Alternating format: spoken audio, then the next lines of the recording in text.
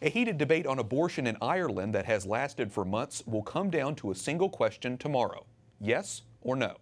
Irish voters will decide whether or not to repeal the country's 8th Amendment, which protects the right to life. If the yes side wins and the constitutional ban on abortion is repealed, the government plans to introduce legislation that would allow abortion within the first 12 weeks of pregnancy.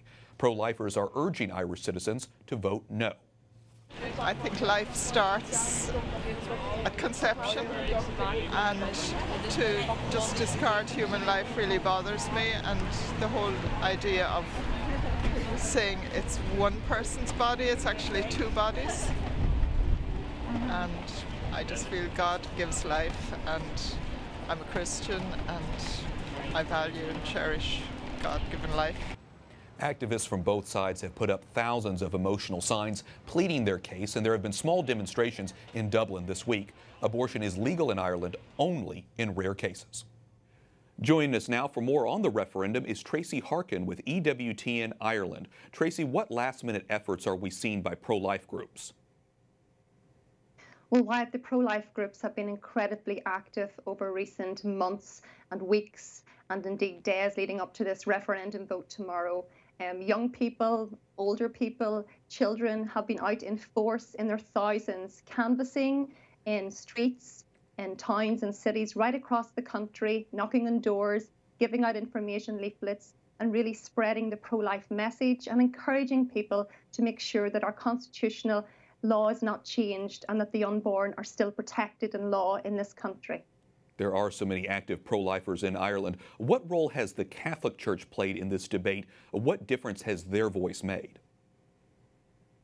Well, the leaders of the Catholic Church, the All-Ireland Primate, Archbishop Eamon Martin, and bishops throughout the country have been very clear. They've been they have really been very consistent in delivering statements read out at parishes right across the country, Wyatt.